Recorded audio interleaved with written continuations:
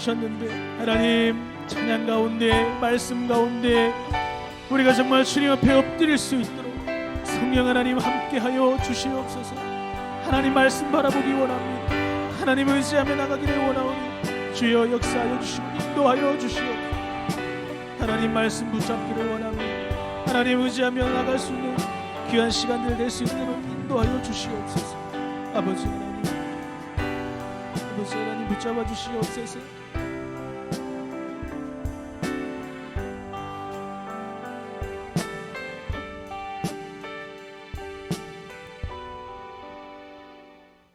전능하신 하나님 아버지, 이 시간 주님 앞에 나올 수 없는 죄인이지만 주님 앞에 나와 기도하오니 우리의 기도를 들으시고 말씀 가운데 역사하시는 하나님을 만나며 가까이 하고 돌아갈 수 있도록 주님 도와주시옵소서.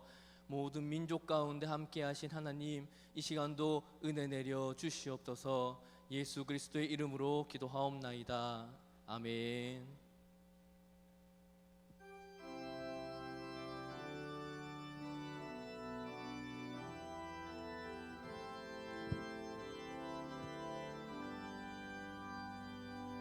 모든 민족에게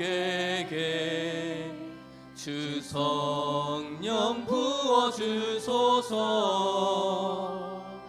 하나님의 백성 주의 말씀 주시고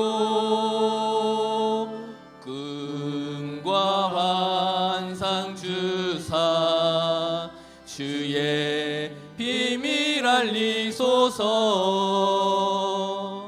우리 믿사오니 하늘이 주의 날 선포케 하소서. 그날엔 주의 영이 임하여 금붕이 땅 위에 일어나리라.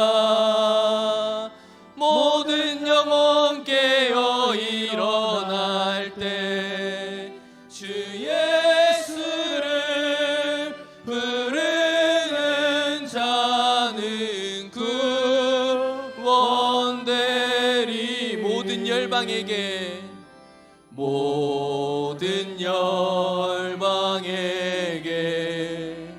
주 성령 부어주소서. 영광 중에 오사 주 경외하게 하시고 크신 능력으로 땅과 하늘 흔드소서. 주를 기다리니 만물이 주의 날을 보게 하소서. 그날엔 주의 영이 임하여 금붕이 땅 위에 일어나리라. 우리 영혼 깨어 일어날 때 주 예수를 부르는 자는 구원되리. 아멘. 찾으실 말씀은 요나서 3장입니다. 구약성경 1288페이지입니다. 요나서 3장 1절에서 10절까지의 말씀입니다.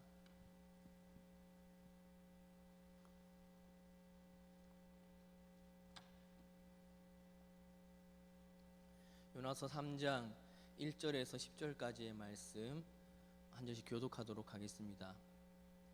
여호와의 말씀이 두 번째로 요나에게 임하니라. 이르시되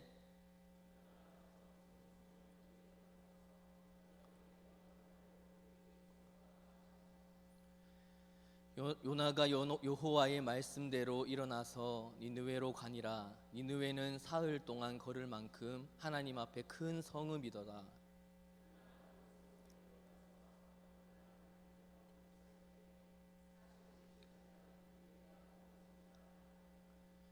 니느웨 사람들이 하나님을 믿고 금식을 선포하고 높고 낮은 자를 막론하고 굵은 베옷을 입은지라.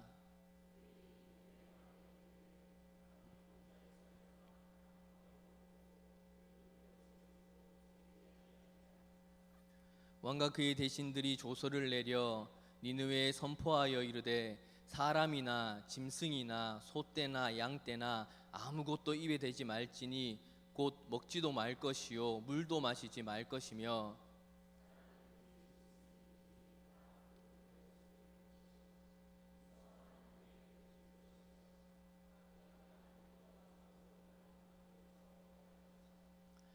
하나님이 뜻을 돌이키시고 그 진노를 그치사 우리에게 멸망하지 않게 하시리라. 그렇지 않을 줄을 누가 알겠느냐 한지라. 하나님이 그들이 행한 것 곧 그 악한 길에서 돌이켜 떠난 것을 보시고 하나님이 뜻을 돌이키사 그들에게 내리리라고 말씀하신 재앙을 내리지 아니하시니라. 아멘. 오늘 우리가 살펴볼 말씀은 요나서 3장입니다. 이 요나서 3장은 요나서의 핵심이자 클라이막스, 즉 절정이라고 할 수 있습니다. 요나서를 살펴보면 참 놀라운 일들이 계속해서 일어납니다. 특별히 우리는 그 일 가운데서 하나님께서 포기하지 않으시는 그 하나님의 사랑을 느낄 수 있습니다. 선지자는 주님을 피해서 하나님의 명령하신 그곳과 완전히 반대인 다시스로 가다가 그 배가 풍랑을 만나게 됩니다. 선지자를 바다에 던지자 풍랑이 거짓말처럼 멈추게 됩니다. 그러나 하나님은 그 바다에 던져진 선지자를 내버려 두지 않으시고 물고기를 예비하셔서 그를 건지시고 죽지 않도록 지켜주십니다. 물고기 뱃속에서 사흘이나 있으면서도 죽지 않고 회개하고 살아나고 회복되는 그럼 참 믿기 어려울 만큼 기적적인 사건이 이 요나서의 내용입니다. 그런데 오늘 우리가 보게 되는 이 3장의 내용은 어떤 면에서 이 모든 것보다 더 놀랍고 큰 일이라고 할 수 있습니다. 앞에 나오는 모든 일들의 절정이자 이유라고 할 수 있습니다. 무슨 일입니까? 너무나도 큰 부흥이, 놀랍고 큰 부흥이 이스라엘 예루살렘에서가 아니라 이방인들의 땅인 니느웨에서 일어나게 된 것입니다. 어찌 보면 요나가 이곳에 가기 싫어했던 이유도 하나님께서 이렇게 큰 회복과 부흥의 역사를 이룰 것임을 알았기 때문일 수도 있습니다. 하나님의 부흥의 역사가 자기 민족 이스라엘 백성이 아니라 저 흉악한 니느웨 백성에게 일어난다는 것이 싫었던 겁니다. 그래서 더 순종하지 못했을 것이라고 저는 생각합니다. 그런데 오늘 이 니느웨의 부흥을 살펴볼 때 먼저 눈여겨봐야 할 것이 있습니다. 그것은 이런 놀라운 부흥의 역사가 요나를 통해서 일어났다는 사실을 봐야 합니다. 왜 그렇습니까? 요나가 위대한 선지자였기 때문입니까? 아니죠. 지금 요나는 하나님의 말씀을 어기고 도망갔던 사람입니다. 그리고 하나님께서 여러 가지 사인을 보내주시지만 물고기 뱃속에서야 정신 차린 실패한 선지자였습니다. 그런데 이런 실패한 선지자인 요나를 통해서 이 놀라운 니느웨 땅의 부흥이 시작되고 있다는 사실을 잊어서는 안 됩니다. 여러분, 요나는 하나님께서 선택하셔서 선지자로 부름을 받았습니다. 남들이 보지 못하는 신령한 것을 보고 누리는 특권을 누렸습니다. 이스라엘의 영토가 회복될 것을 예언하고 성취한 유명한 선지자였습니다. 그런데 이제는 이스라엘 백성이 아니라 이방인에게 하나님의 심판과 부흥과 회복을 선포하도록 보내심을 받았습니다. 그런데 이 요나는 즐거이 순종해야 되는 이 일을 거절하고 도망하여 반대편인 다시스로 하나님의 얼굴을 피하게 됩니다. 그 이유로는 다 아시죠. 하나님께서는 계속해서 폭풍을 보내시고 이방인 선장을 통해서도 요나가 다시금 돌아가야 된다는 것을 깨닫게 하셨음에도 불구하고 요나는 하나님께 항복하지 않고 도리어 나를 바다에 던지라 그렇게 말합니다. 무슨 말입니까? 차라리 죽으면 죽였지 하나님께 순종하지 못하겠다는 말입니다. 이런 모습들을 볼 때에 어찌 보면 그는 실패한 선지자입니다. 그런데 그런 요나를 하나님께서는 어떻게 하십니까?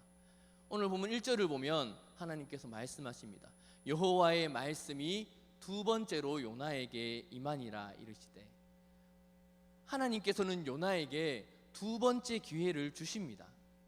사랑하는 성도 여러분, 하나님은 자비하심과 긍휼하심이 무한하신 무궁하신 분이십니다. 이렇게 실패하고 자격 없는 요나를 불러서 다시 그를 회복시키시고 일터로 보내시는 일을 하시는 분이십니다. 제가 어렸을 때 아버지께서 사역을 하시는 모습을 보면서 조금 이해가 안 됐을 때가 있습니다. 교회에 오래 다니시고 당연히 그러면 안 되는 분이신데 잘못을 했습니다. 그리고 또 다른 분이 찾아와가지고 누가 이런 잘못을 했다, 소위 말하는 고자질을 합니다. 들어보면 분명히 잘못했습니다. 바로 드러내서 치료하면 권위도 설 것 같고 카리스마 있는 목회를 할 것 같은데 그냥 참고 계십니다. 어린 마음에 너무 이해가 안 됐습니다. 그래서 저는 아버지의 모습을 보면서 고등학교 때까지 절대 목회를 안 하겠다라고 생각을 했었습니다. 그런데 나이가 들고 이렇게 아버지를 따라서 사역을 시작하면서 하나님이 어떤 분이신가 알면 알수록 아버지가 더 이해가 되고 더 존경하게 됩니다. 참다 암에 걸릴 정도로 참으셨던 그 아버지의 모습을 봤는데 지금 생각하면 너무나도 존경스럽습니다. 그런데 어떻게 그럴 수 있습니까? 아버지께서 뭐가 대단해서 그런 게 아닙니다. 하나님께서 먼저 본을 보여주셨기 때문에 가능한 겁니다. 하나님은 어떤 분이십니까? 실패한 자를 찾아오셔서 그에게 다시금 회복할 수 있는 기회를 주시는 분이 바로 하나님이십니다. 큰 부흥의 영광을 12만 명이 넘는 사람들을 살리게 되는 성경에 나오는 부흥 중에 가장 영광스럽고 복된 부흥 중에 하나인 이 놀라운 사건을 요나처럼 흥이 많고 실패자이고 연약하고 하나님 앞에 자격 없다고 여기는 이 사람에게 다시금 기회를 주시고 불러서 이 놀라운 하나님의 도구와 통로가 되게 하시는 두 번째 기회를 주시는 분으로 이 성경은 하나님을 소개합니다. 요나에게만 이러십니까? 아니죠. 하나님께서는 성경의 많은 인물들에게도 이런 두 번째 기회를 주십니다. 누가 있죠? 모세입니다. 모세는 나이가 40에 이스라엘 백성들을 돌아볼 생각을 갖지만 살인자로 몰리게 되자 도망자 신세가 되고 맙니다. 그런데 나이가 80이 넘었을 때 하나님께서는 두 번째 기회를 주십니다. 또 누가 있습니까? 베드로는 예수님의 훌륭한 제자 중에 하나입니다. 누구보다도 주님을 사랑했고 그런 베드로에게 주님께서는 반석과 같은 악한 세력들이 도무지 무너뜨릴 수 없는 견고한 반석과 같은 신앙 고백을 베드로의 입을 통하여 하게 하시고 선포하시고 그 터 위에 교회를 세우는 영광의 복을 베드로가 경험하게 됩니다. 그런데 이런 베드로가 어떻게 합니까? 예수님을 3번이나 배반합니다. 그런데 그런 베드로에게 예수님은 찾아가셔서 네가 나를 사랑하느냐 3번이나 다시금 물어주십니다. 실패한 것을 만회할 수 있도록 내 양을 먹이라, 내 양을 치라 하시면서 베드로를 다시 사용하시고 회복해 하십니다.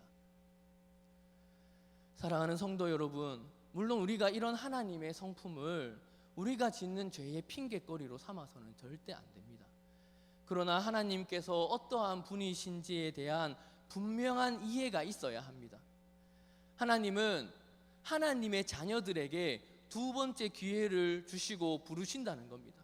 절대 포기함 없이 우리에게 또 기회를 주시는 분이십니다. 어찌 보면 예수님께서 70번씩 몇 번을 용서해야 되냐고 물었을 때 70번씩 7번 용서하라고 했던 말이 다른 사람을 향해서 하라는 게 아니라 오히려 나를 향해서 70번씩 7번 완전수인 7번에 7배를 더하여도 용서할 수 없는 나를 용서해 주신 그런 더럽고 불순종하는 우리들임에도 하나님께서 기회를 주신다는 그 하나님의 마음을 나타내는 걸지도 모릅니다. 사랑하는 성도 여러분, 하나님 앞에서 더 이상 불가능한 사람은 없습니다. 다시 불러주시는 주님 앞에 나오기만 한다면 누구든 다시 사용될 수 있습니다. 그 사실을 믿고 감사하면서 신앙생활 하시는 성도님들 되시기를 바랍니다. 그럼 이렇게 하나님께서 요나를 두 번째 불렀을 때 요나는 어떻게 합니까? 3절 보겠습니다. 3절 다 같이 읽겠습니다. 요나가 여호와의 말씀대로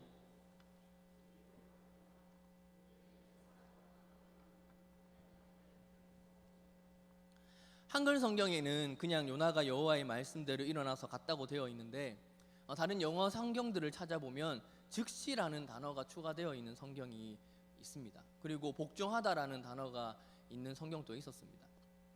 요나는 주님께서 말씀하시자마자 즉시 주님의 명령에 순종하여 복종하고 그 일을 떠난 것을 보여줍니다.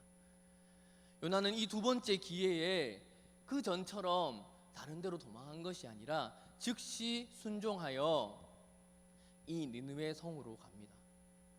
그럼 이 니느웨 성의 둘레가 얼마입니까? 지난번에도 말씀드렸는데 12km입니다.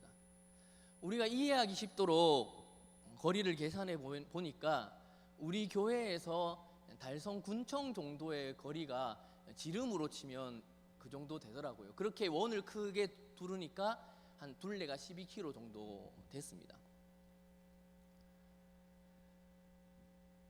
지금이야 도시가 발전해서 훨씬 큰 도시들이 많지만 2500년, 3000년 전에 그 정도 크기의 도시라고 생각하면 굉장히 큰 도시입니다.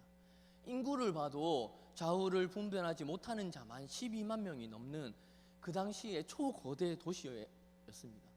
그곳에 가서 생면부지의 사람들에게 다른 이야기도 아니고 심판의 메시지를 선포하기가 얼마나 힘들었겠습니까?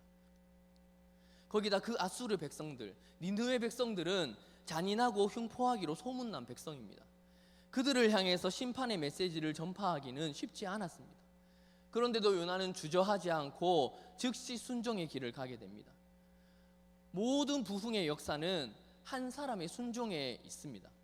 순종하는 사람으로 인하여 나타나는 말씀의 선포와 그 말씀을 가지고 나타나는 성령님의 능력이 부흥을 일으키는 가장 중요한 토대입니다. 참 이렇게 허물 많은 요나임에도 하나님께서 이 요나를 통해서 부흥의 도화선을 당기는 것이 어찌 보면 우리에게 큰 위로가 됩니다. 교회가 우리나라에 한국교회에 들어오고 나서 우리 한국교회는 세계에서 누리지 못한 큰 부흥을 경험하고 성장하였습니다. 그런데 지금은 어떻습니까? 지금 세상 가운데 교회가 어려움을 겪고 있습니다. 이유는 여러 가지가 있겠지만 저는 하나님의 이 성품을 잘못 오해하고 있는 것도 한 가지 큰 이유라고 생각합니다. 하나님께서는 연약한 자들에게 다시금 기회를 주시고 일을 행하시는 분이신데 우리는 우리의 욕심 때문에 다른 사람들에게, 자녀에게 세상에서 1등이 되어야지 하나님께서 쓰시는 것처럼 자녀들을 키우고, 세상에서 공부 좀 못하면 하나님께서 싫어하는 것처럼 몰아세우고, 성공하지 못하면 안 되는 것처럼 그렇게 신앙생활하고 교육하고 계시지는 않습니까? 하나님께서는 이 요나를 쓰실 때 위대한 선지자로 존경받고 유명했을 때의 요나를 쓰신 것이 아니라 하나님의 말씀을 거절하고 낯을 피하여 멀리 도망하여 물고기 뱃속까지 떨어졌던 실패자 요나를 통해서 큰 부흥의 역사를 이루셨던 그 하나님의 방법과 마음을 아시기를 바랍니다. 그럼 한번 자세히 살펴보겠습니다. 요나가 전하는 메시지의 내용이 무엇입니까? 4절 하반절을 보면 니느웨가 무너지리라 라고 심판의 메시지를 던집니다. 어렵습니까? 니느웨가 무너지리라 어렵습니까? 아니요, 아주 단순합니다. 굉장히 단순한 메시지인데 이 메시지가 놀라운 부흥의 역사를 가져옵니다. 말씀을 전하는 설교자로서 참 도전이 되고 부담이 됩니다. 어떤 설교를 해야 됩니까? 설교를 어떤 설교자이든 열심히 준비하고 노력합니다. 그런데 하면 할수록 어떻습니까? 내용은 은혜롭고 좋은데 더 잘 준비하고 싶어서 준비를 하는데 준비하면 할수록 길어집니다. 그러면서 스스로 어떻게 위안을 얻습니까? 1시간을 설교해도 10분처럼 느끼도록 하면 되지 뭐 라고 생각을 합니다. 그런데 실제는 어떻습니까? 10분 설교해도 1시간처럼 느껴지십니다. 아니시죠? 네. 메시지는 어때야 됩니까? 꼭 그래야 되는 건 아니지만 쉽고 단순하고 명백하고 분명하게 말씀이 선포되어야 합니다. 부흥의 시대의 대부분의 설교는 우리가 들어본 적이 없는 신묘막측한 내용을 전하지 않습니다. 부흥의 시대의 설교는 우리가 늘 듣던 메시지, 다 아는 내용인데 그 말씀이 우리의 심령과 마음을 깨트려 놓습니다. 이 요나가 설교한 것처럼 단순하고 쉬운 메시지입니다. 그런데 또 어찌 보면 그것이 말씀 전하는 목회자의 책임이라고만 할 수가 없습니다. 그런 단순한 말씀을 전했음에도 불구하고 마음이 열릴 정도로, 마음이 깨어질 정도로 순수하게 말씀을 자신의 말씀으로 받아들이는 성도들의 상태 또한 중요할 수 있습니다. 우리 교회 성도님들은 강대상에서 말씀이 선포될 때에 그 말씀이 미사옥으로 풍성하게 전해지지 않더라도 단순하게 전해지는 말씀으로 인해서 심령이 깨어서 매번의 예배마다 하나님의 임재를 경험하시는 성도님들 되시기를 바랍니다. 그럼 오늘 이 요나의 메시지가 선포되자 니느웨 사람들에게 어떤 일이 일어납니까? 5절 보겠습니다. 니느웨 사람들이 하나님을 믿고 금식을 선포하고 높고 낮은 자를 막론하고 굵은 베옷을 입은지라. 니느웨 사람들이 하나님을 어떻게 했습니까? 믿고라고 합니다. 그런데 여기서 믿는다는 말은 그냥 알겠다, 내가 인정한다, 알겠으니까 됐다, 그럼 믿어줄게, 이런 가벼운 뜻이 아닙니다. 여기 본문에서 니느웨 사람들이 믿는다는 히브리어 단어는 단순히 하나님께서 말씀하신 것을 믿는다는 뜻이 아니고 하나님께서 계시다는 것을 알 뿐만 아니라 하나님께서 자신의 삶 전부를 하나님께 믿고 맡기는, 하나님께만 소망을 둔다는 믿고라는 뜻입니다. 오늘날의 말로 이야기를 하면 주님을 인격적으로 만났다는 뜻입니다. 오늘 본문에서 니느웨 사람들은 인격적으로 하나님을 믿게 된 것입니다. 니느웨가 무너지리라 라는 단순한 메시지가 전해졌는데 그 말씀을 들은 니느웨 백성들은 하나님만을 신뢰하고 의지하는 삶을 살겠다고 다짐하고 자신의 삶 전부를 주님께 맡긴다는 겁니다. 거기에 요나는 이 짧은 말씀을 얼마나 오랫동안 전했습니까? 4절에 보면 사흘이나 걸어야 되는 그 성읍에 들어가서 딱 하루 동안만 전했다고 합니다. 어떤 분들은 하루 동안 전했다는 것을 보고 요나가 하나님의 말씀을 전하기 싫어서 억지로 소극적으로 대충 전했다고 하는 말을 본 적이 있는데 지금 문맥 상황을 보니까 그건 아닌 것 같습니다. 여기서 말하는 것은 요나의 말을 듣고 회개하는 니느웨의 모습을 보여주는 내용이지 요나가 불순종하는 것을 보여주려는 본문이 아닙니다. 그럼 무엇입니까? 3일 동안 전해야 되는, 사흘 동안 전해야 다 전할 수 있을 정도로 큰 성읍을 하루만 돌았는데 벌써 소문이 다 퍼진 겁니다. 우리 화원 성명교회에서 전도 잔치를 해서 옥포 저 입구까지 전도를 했는데 벌써 달성 군청 옆에 우신 미가부 사람들까지 소문을 듣고 교회에 다 찾아왔을 정도로 하나님의 말씀에 갈급하여서 이 니느웨 사람들이 반응했다는 겁니다. 그리고 그들이 이 하나님의 말씀을 들은 니느웨 사람들이 금식을 선포합니다. 금식을 선포했다는 것은 자신의 목숨이 하나님께서 뜻을 돌이키시지 않으면 죽은 목숨이라는 것을 인정하는 겁니다. 우리는 음식을 먹을 가치조차 없는 죽은 자와 같습니다라는 것이 금식이 예표하는 겁니다. 굵은 베옷은 장례식 때 큰 슬픔을 나타내는 겁니다. 자신이 하나님 앞에서 멸망을 피할 수 없는 죄인임을 공개적으로 인정하는 그런 모습을 이 니느웨 백성들이 하고 있다는 것입니다. 이 일을 누가 하고 있습니까? 5절에 보면 높고 낮은 자를 막론하고 하고 있습니다. 모든 자들이 하나라도 예외 없이 회개하고 있는 전 국가적인 회개가 일어나고 있습니다. 오늘날 교회에서 부흥이라는 단어를 참 많이 씁니다. 그런데 이 부흥이라는 단어는 개인적인 각성만을 이야기하는 것이 아닙니다. 부흥이라는 단어의 제일 중요한 정의는 공동체적이고 국가적이고 민족적인 각성이 보편적으로 일어나는 것을 부흥이라고 부릅니다. 오늘 본문의 니느웨 땅에 요나가 사흘 걸어야 되는 성읍을 하루만 다니고 메시지 또한 단순하게 선포했는데 신기하게도 그 땅에 대대적인 부흥이 일어나기 시작합니다. 모두가 한 덩어리가 되어서 죄를 각성하고 깨닫게 되는 회심운동이 부흥의 전초로 온 땅에 충만하게 임하게 되는 겁니다.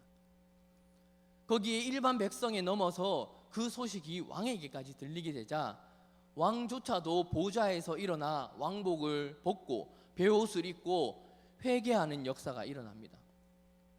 근데 이게 말이 안 되는 게 이 시대의 아수르 제국의 왕이라면 거의 신과 같은 존재입니다.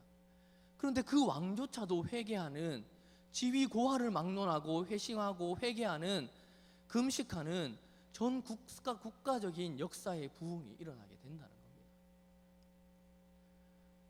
이 요나의 단순한 메시지가 어떻게 이 패역하고 흉포한 땅에 부흥을 가져오게 되는 것입니까? 다른 건 없습니다.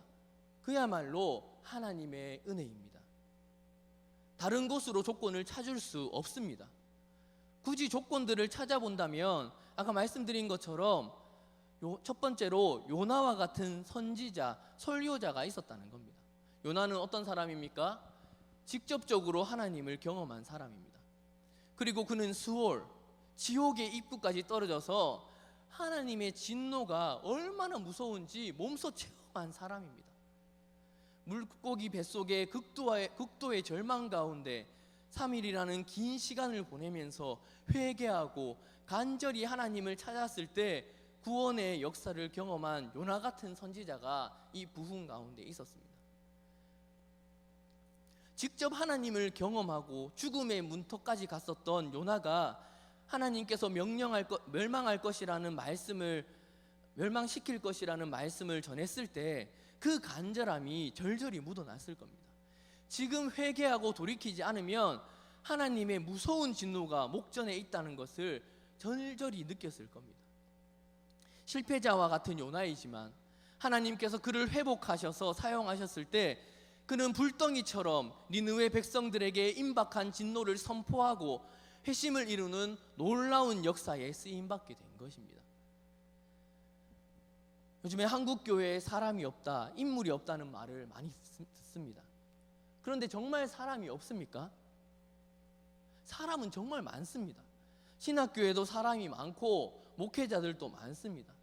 그런데 정말 요나처럼 하나님의 진노하심을 경험하고 체험한 사람이 없기 때문에 그 진노가 너무나 두렵지만 그렇기에 구주 예수 안에 있는 이 용서와 은혜가 얼마나 큰지를 아는 사람이 적다는 것입니다. 하나님의 진노를 아시고 하나님의 은혜가 얼마나 큰지 아시는 모든 성도님들 되시기를 바랍니다. 그럼 또 이 부흥의 조건이 또 무엇이 있습니까? 두 번째로 말씀을 듣는 자의 상태입니다. 하나님께서 이 말씀을 듣는 사람들을 어떻게 만들어 놓으셨습니까? 하나님은 이 아수르 사람들을 낮출 대로 낮춰 놓습니다. 어떻게요? 하나님께서는 이 역사적인 상경을 이용하십니다. 온 세상을 움직여서 섭리하시는데 그렇게 승승장구하던 아수르가 당시에 이 요나의 사건이 일어나기 전에 강력한 세력이 일어나서 호시탐탐 아수르 백성들을 공격하는 그런 어려움과 고통이 아수르 백성들이 경험하게 됩니다. 원래는 두려워할 것이 없었던 사람들이었고 가는 곳마다 다 이기면 피도 눈물도 없이 죽이고 약탈하던 악독한 백성이 아수르인데 바로 이들 북쪽에서 이 자신들의 나라의 흥망성쇠를 위협하는 강력한 세력이 등장합니다. 거기다가 기록을 보면 이 시기에 아수르의 전염병과 흉년으로 많은 사람들이 고통을 겪고 죽었다고 합니다. 그리고 요나가 메시지를 전하기 얼마 전에 그 땅에 완전한 일식이 있어서 하늘도 땅도 깜깜해져서 야, 이거 세상에 끝이 오는 것이 아닌가 하는 막연한 불안감이 가득했다는 겁니다. 그런 상황 가운데 하나님께서는 그 타이밍을 절묘하게 맞추어서 요나를 그 땅에 보내신 겁니다. 이 말씀을 보면서 오늘 저는 요즘 우리 시대와 참 비슷하다는 생각을 합니다. 코로나19가 왜 일어났습니까? 전염병으로 인하여서 많은 사람들이 불안해하고 답답해합니다. 하나님은 살아계신가? 한국교회가 이렇게 해서 되는가? 영상으로 예배 드리는데 그게 되는가? 안 되는가? 맞는가? 틀린가? 이런 의문들을 많이 가집니다. 그런데 영적인 눈으로 조금만 넓게 잘 살펴보시고 생각해 보시기 바랍니다. 저는 분명히 이런 상황들이 하나님께서 적절한 타이밍으로 하나님의 사람들을 사용하고 다른 사람을 구원하시기 위한 그 일을 하시기 위한 방법임을 믿고 있습니다. 한국 교회에 소망이 있습니까? 사람들은 힘들고 어려울 때, 상황이 어려울 때 그 상황만 보고 한국 교회에 소망이 있는가 없는가 하는 질문들을 많이 합니다. 한국 교회에 소망이 있습니까? 이 질문은 어떤 면에서 참 교만하고 어리석은 생각입니다. 하나님께서는 하나님의 적절한 타이밍으로 일을 이루어 가시는데 한낱 사람이 그 하나님의 뜻을 판단할 수 있겠습니까? 참 교만한 질문이지만 이 질문에 답을 한다면 한국 교회는 소망이 없기 때문에 소망이 있습니다 라고 저는 대답할 겁니다. 무슨 말입니까? 주어가 빠져 있죠. 한국 교회를 보고, 저를 보고, 목회자들을 보고, 성도님들을 보고, 현실을 보면 우리 가운데 아무런 소망이 없습니다. 그러나 하나님이 계십니다. 하나님께서 계시기 때문에 우리가 아니라 하나님이 계시기에 소망이 있다는 겁니다. 사랑하는 성도 여러분, 니느웨 백성들은 어떻습니까? 짐승보다 못한 이 니느웨는 다른 사람들이 보기에 이 니느웨가 회개하는 것은 불가능하다고 생각했을 겁니다. 그 당시 세상에서 제일 나쁜 사람들이 있다면 이 시대 사람들은 이 니느웨 사람들을 선택했을 겁니다. 그런데 하나님은 그들을 회개시키기 위하여 요나 같은 하나님의 백성들 가운데 신실하게 하나님의 선택을 받고 사용받았던 그 요나를 택하시고 또 주변 다른 나라를 일으켜 세우시고 전염병과 자연 환경을 움직여서 온 역사를 움직여서 사람들을 낮추어서 회심의 역사를 이루시는 게 하나님의 부흥의 방법이라는 겁니다. 이 세상의 상황과 환경은 한낱 하나님께서 일하시는 도구로 사용된다는 것을 아시고 담대하게 신앙생활 하시는 성도님들 되시기 바랍니다. 그리고 또 이 부흥의 조건이 무엇이 있습니까? 세 번째로 자신의 죄를 깨닫게 되는 겁니다. 부흥의 때가 되면 사람들은 하나님을 가까이 느끼게 됩니다.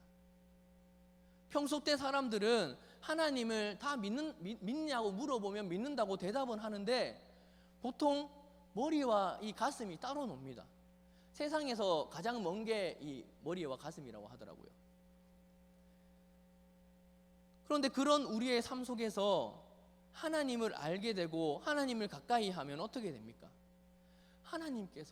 하나님은 얼마나 두려운 분이신가, 하나님이 얼마나 두려운 분이신지를 각성하게 됩니다.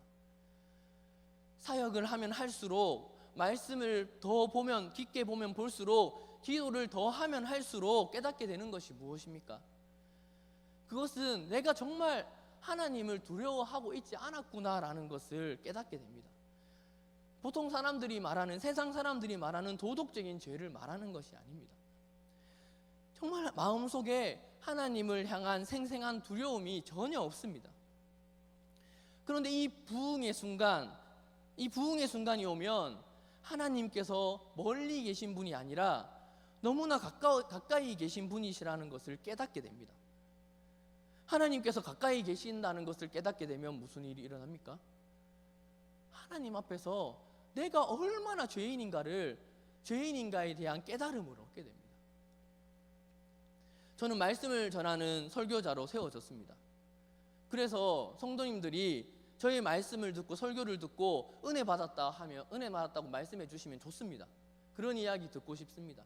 그런데 마음속으로는 듣고 싶긴 한데 이성으로는, 머리로는 그런 이야기보다 하나님의 말씀을 들은 성도들이 하나님께서 얼마나 나와 가까이 계신 분이고 살아서 말씀하시는 분이신가를 깨닫기를 바랍니다. 왜냐하면 하나님께서 가까이 계신다는 것을 느낀다면 동시에 내가 하나님 앞에서 아무것도 내세울 것 없는 얼마나 패역한 죄인인가를 깨닫게 되고 내 죄에 대한 심각성을 느끼게 되기 때문입니다. 그래서 저는 설교할 때 마음이 편해지고 듣기 좋은 설교를 하는 설교자로 세워지는 것이 아니라 듣는 성도들로 하여금 하나님 면전 앞에서 살아갈 수 있도록 깨닫게 하는 그런 설교를 하고 싶습니다. 사랑하는 성도 여러분, 그럼 이렇게 죄에 대한 깨달음이 있다면 어떻게 됩니까? 마음 중심으로부터 자신을 낮추게 됩니다.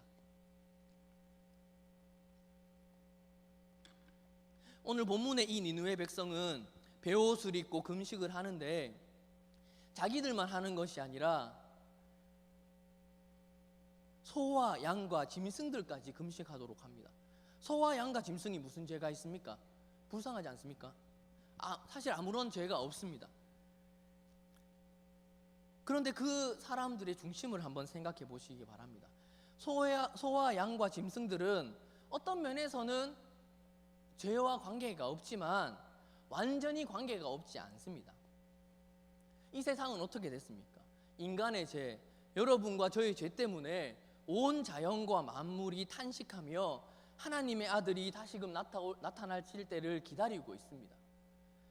이 세상에 어떠한 존재들이든지 그들에게도 분명한 죄의 흔적과 모양이 묻어 있습니다. 그래서 그 짐승들도 금식하며 베옷을 입도록 선포하는 겁니다.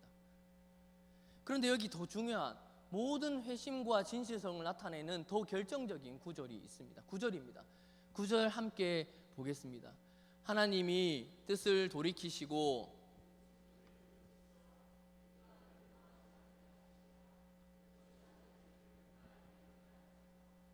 사랑하는 성도 여러분, 이렇게 믿고 금식하고 굵은 베옷을 입으면서 이들이 기대한 것은 무엇입니까? 하나님께서 뜻을 돌이키시고 그 진노를 그치사 우리가 멸망하지 않게 하시리라. 그렇지 않은 줄을 누가 알겠느냐? 우리가 이렇게까지 금식하고 베옷을 입고 회개하는데 그럼 하나님께서 반드시 우리를 돌이켜서 용서해 주실 거다라고 말하고 있습니까? 아니죠. 뭐라고 합니까? 그렇지 않을 줄을 누가 알겠느냐라고 합니다. 그런 일이 정말 일어나지 않기를 원하지만 그렇게 되기를 원하는 간절함이 있지만 그 일이 누구에게 달려 있습니까? 우리가 금식을 하였기 때문에, 우리가 회개를 하였기 때문에, 우리가 굵은 베옷을 입고 있었기 때문에, 그런 공식이 충족되었기 때문에 하나님께서 자동적으로 일을 하시게 되는 것이 아니라 그렇게 우리가 할 수 있는 일을 다 하고도 하나님의 긍휼하심과 자비하심과 하나님의 처분이 아니면 전혀 일이 안 되는 줄을 알고 있는 겁니다. 사람 편에서의 노력과 최선을 가지고 하나님을 설득시킬 수 없는 자신들의 무가치함과 자격 없음을 아는 겁니다. 사랑하는 성도 여러분, 교회에서 가장 위험한 것이 무엇입니까? 그것은 근거가 없는 낙관입니다. 자신의 있는 그대로 자신의 죄의 뿌리의 깊음을 보지 못한 사람들은 세상과 마찬가지로 근거 없는 낙관을 합니다. 이 정도 했으면 우리가 할 거 했으니까 괜찮을 거다. 맞습니까? 아니지요. 정말 굉장히 위험한 것입니다. 교회를 세상처럼 몰고 가는 겁니다. 교회는 그런 곳이 아닙니다. 우리가 하나님의 구원을 받았기에 최선을 다하고 살지만, 하나님 앞에서 애써서 살지만 돌아서 나를 바라보면 아무것도 없습니다. 우리 편에서 한 노력을 하나님 앞에 내세울 것이 아무것도 없습니다. 그냥 가만히 하나님의 처분과 자비와 긍휼 말고는 기대고 의지할 것이 없는 것을 오늘 이 본문의 니느웨 왕까지 알고 있다는 겁니다. 겸손은 회개하는 심령들 속에 맺혀지는 하나님의 선물이고 열매입니다. 절대로 우리의 금식과 노력과 열심이 하나님의 용서를 이끌어낼 수가 없습니다. 그런 면에서 오늘날 우리는 얼마나 거꾸로 가고 있는지 모릅니다. 이런 거 별로 안 좋아하잖아요. 우리가 금식하고 베옷을 입고 회개하고 모든 낮아짐에도 불구하고 우리는 아무런 권리를 요구할 자격이 없는 자임을 인정하는 것이 바로 겸손입니다. 모든 것을 내가 할 수 있는 모든 것을 하고 나서 더 이상 할 것이 없을 정도까지 하고 나서 돌아보니까 하나님 앞에 서니까 아무것도 내세울 게 없고 하나님의 긍휼하심과 자비하심을 의지할 수밖에 없는 그것이 회개하는 심령 가운데 있는 겸손입니다. 사랑하는 성도 여러분, 어떠한 시대든지 부흥은 언제나 말씀을 통해서 죄를 깨달은 백성을 통해서 왔습니다. 그 말씀을 통하여 우리가 겸손하게 깨닫게 되었을 때 하늘로부터 은혜가 오는 겁니다. 그로 통하여 부흥의 놀라운 새 역사가 시작되는 겁니다. 사랑하는 성도 여러분, 저는 성도님들이 세상에 나가서 내 힘과 능력으로 자신만만하게 싸워서 이기는 사람이 되기를 원하지 않습니다. 그것은 가능하지도 않을 뿐더러 이길 수도 없고 이겨도 안 됩니다. 제가 원하는 것은 세상이 더럽기에 우리가 뭔가 깨끗하게 하고 우리의 힘으로 이기고 승리하는 것이 아니라 그 전에 나의 존재부터 절절히 알고 내가 어떠한 존재인지 절절히 알고 회개하고 굵은 베옷을 입고 회개하였는데도 오늘 이 니느웨 백성들처럼 그 근거가 우리에게 있지 않다는 것을 알고 오직 하나님만 붙들고 살아가는 겁니다. 교회의 능력은 지식에 있는 것이 아닙니다. 교회의 능력은 말에 있는 것이 아닙니다. 교회의 능력은 겸손한 자에게 임하시는 그 하나님으로부터 임하시는 은혜가 교회의 참된 힘입니다. 우리의 삶 속에 정말 이런 은혜가 임하도록 깨어져서 하나님만 찾으시기를 바랍니다. 그럼 이렇게 니느웨 백성들이 하나님 앞에 섰을 때에 하나님께서는 어떻게 합니까? 10절 함께 보겠습니다. 하나님이 그들이 행한 것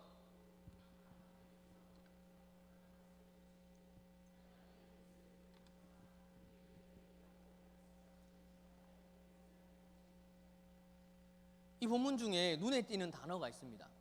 하나님께서 뜻을 돌이키시사라고 합니다. 이해가 되십니까? 하나님께서 뜻을 돌이켰다고 합니다. 그런데 하나님께서 뜻을 돌이키시는 게 가능합니까? 교리적으로 보면 불가능합니다. 이런 일은 일어나지 않습니다. 하나님은 절대로 변함이 없는 분이시기 때문입니다. 회전하는 그림자도 없으시고 자신이 하신 말씀을 잊지도 않으시고 거짓말하지 않으시는 가장 진실하신 분이 바로 하나님이십니다. 그런데 놀랍게도 오늘 본문은 우리에게 하나님께서 뜻을 돌이키셨다고 기록합니다. 사랑하는 성도 여러분, 이 말은 여러분과 저처럼 항상 변덕스럽게 변할 수 있다고 하는 말이 아닙니다. 하나님께서 이렇게 오랜 세대에 걸쳐서 쌓아왔던 이 니느웨의 수많은 죄를, 나라가 세워지는 순간부터 쌓아져 왔던 그 죄를 한 사람, 선지자의 이 메시지를 통하여서 그 묵혀진 죄를 한순간에 용서하시는 하나님의 말할 수 없는 자비하심과 긍휼과 용서와 선하심과 사랑의 영원하심을 생생하게 보여주는 단어가 이 돌이키사라는 단어입니다. 하나님은 누구든지 돌이키고 회개하는 자들은 어떤 죄라도 용서하십니다. 어떤 죄라도, 어떠한 죄라도 용서하십니다. 그런데 누가 이렇게 질문할 수도 있을 것 같습니다. 목사님, 용서받지 못하는 죄도 있다고 그러지 않으셨습니까? 이 질문은 용서하지 못하는 죄가 무엇인지 잘 몰라서 하는 질문입니다. 여기서 용서받지 못하는 죄는 너무 나쁜 죄, 살인, 간음, 너무나 나빠서 우리가 말로 표현할 수도 없는 가장 나쁜 죄를 이야기하는 것이 아닙니다. 용서하지 못하는 죄는 오직 하나입니다. 뭡니까? 불신입니다. 하나님을 믿지 않는 불신입니다. 칼빈도 그렇게 이야기를 했습니다. 그리고 저도 동의합니다. 언약의 때에 그렇게 기회를 주시고 독생자를 주셔서 십자가에 못 박았을 정도로 값진 대가를 치르셨음을 알고도 끝까지 돌이키지 않는 불신, 믿음 없음, 그것 빼고 용서받지 못할 죄가 없다고 저는 믿습니다. 주 안에 사랑하는 성도 여러분, 하나님께서는 누구든지, 회개하는 자라면 누구든지 어떤 민족이든지 용서하시고 구원하십니다. 회개는 너무나 놀라운 하나님의 영광스러운 문을 여는 하나님의 축복의 통로인 것입니다. 예레미야 18장 7절에서 8절을 보면 내가 어느 민족이나 국가를 뽑거나 부수거나 멸하라 할 때에 만일 내가 말한 그 민족이 그의 악에서 돌이키면 내가 그에게 내리기로 생각했던 재앙에 대하여 뜻을 돌이키겠다고 하십니다. 열왕기상 21장에 이스라엘 역사 가운데 가장 나쁜 왕 누구입니까? 아합입니다. 27절에 보면 아합이 이 모든 말씀을 들을 때에 그의 옷을 찢고 굵은 배로 몸을 동이고 금식하고 굵은 배에 누우며 또 풀이 주고 다니더라. 아합의 그 모습을 보고 엘리야에게 하나님께서 말씀하십니다. 29절입니다. 아합이 내 앞에서 겸비함을 내가 보느냐? 그가 내 앞에서 겸비함으로 내가 재앙을 저의 시대에는 내리지 아니하고 그 아들의 시대에야 그의 집에 재앙을 내리리라 하셨더라. 그렇게 패역한 아합임에도 돌이키고 회개하는 자들에게 용서와 씻음과 구원과 새롭게 하심을 하나님께서 주신다는 말입니다. 사랑하는 성도 여러분, 신약을 사는 우리들은 이런 하나님의 용서가 절대로 변덕스러운 것이라고 믿지 않습니다. 우리는 이 모든 사람들을 용서하는 이 용서가 무엇을 근거로 하는지 알고 있기 때문입니다. 하나님의 아들, 그 아들이 친히 고난받음으로써 죄의 문제를 해결하였기 때문입니다. 그 예수님의 죽으심보다 더 큰 죄가 어디 있습니까? 그 예수님의 죽으심을 이길 수 있는 죄가 어디에 있습니까? 하나님께서 뜻을 바꾸었다는 이 말씀이 우리의 마음 가운데 와닿았으면 좋겠습니다. 하나님께서 이 니느웨 백성을 구원하심으로 우리에게 말씀하십니다. 죄 많고 허물 같은 요나 같은 사람일지라도, 심지어 적극적으로 다른 사람들에게 해를 끼치는 니느웨 백성 같을지라도, 무슨 죄를 지었더라도 구주의 대속의 은혜를 믿고 나오는 자들은 용서되고 구원받고 새 출발할 수 있다는 겁니다. 사랑하는 성도 여러분, 여러분이 하나님 앞에 설 때에 무엇이 우리의 공로가 되고 자격이 됩니까? 우리가 금식도 하고 배옷도 입고 죄까지 뿌리더라도 하나님 앞에 아무 자격도 없는 나의 모습을 보고 계십니까? 그런데 그런 우리를 위하여 하나님께서는 독생하신 아들을 주시고 우리를 용서하시고 구원하시는 그 구원의 은혜를 누리고 사시기를 바랍니다. 누구든 다시 출발할 수 있고 심령이 회개한다면 용서받는 겁니다. 꼭 이 은혜를 경험하고 사시기를 바랍니다. 과거의 실패에 절대 매여 있을 필요가 없습니다. 어떠한 과거의 죄이든지 용서받고 새로운 삶을 사는 우리들에게 이 은혜가 있다면 살아갈 수 있다는 것입니다. 우리뿐만 아니라 모든 민족에게 그 사실을 전하시는 성도들을 되시기를 바랍니다. 이 코로나 사태로 인하여서 올물가가 걱정되고 두려우신 분들도 있을 것입니다. 그러나 우리가 알아야 될 것은 이런 상황은 하나님께서 부흥을 이루어 가시는, 예수님 다시 오실 날까지 예수님께서 선택하신, 예정하신 그 영혼들을 구원하시려는 하나님의 계획하심 가운데 있는 도구라는 것을 아시기를 바랍니다. 사도행전에 초대교회에 핍박이 있었을 때 그 핍박으로 교회는 분열되고 무너졌습니다. 그러나 그것으로 끝이 아니었습니다. 오히려 그런 일들을 통해서 복음이 전 세계로 퍼져나가는 것처럼 오늘날의 이런 상황들이 도리어 하나님의 귀한 뜻을 나타내는 도구가 될 것인 것을 믿으시기를 바랍니다. 오직 주 예수를 부르는 자는 구원을 받는다는 그 사실을 기억하시기를 바랍니다.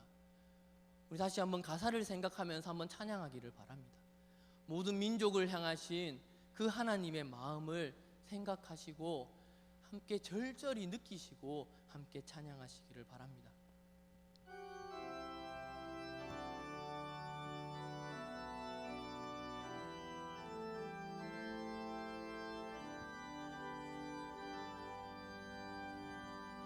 모든 민족에게 주 성령 부어주소서. 하나님의 백성 주의 말씀 주시고 꿈과 환상 주사 주의 비밀 알리소서. 우리 믿사오니 하늘이 주의 날 선포케 하소서. 그날엔 주의 영이 임하여 금붕이 땅 위에 일어나리라. 모든 영혼 깨어 일어날 때 주 예수를 부르는 자는 구원되리. 모든 열방에게 주 성령 부어주소서. 영광 중에 오사 주 경외하게 하시고 크신 능력으로 땅과 하늘은 드소서. 주를 기다리니 만물이 주의 날을 보게 하소서. 그날엔 주의 영이 임하여 금붕 온 땅 위에 일어나리라. 우리 영혼 깨어 일어날 때 주 예수를 부르는 자는 구원돼. 그날엔 주의 영이 임하여 그날엔 주의 영이 임하 금붕이 땅 위에 일어나리라. 모든 영혼 깨어 일어날 때 주 예수를 부르는 자는 구원되리.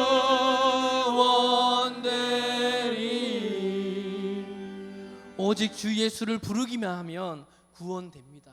그 사실을 아시고 당당하게 담대하게 살아가시는 모든 성도들 되시기를 바랍니다.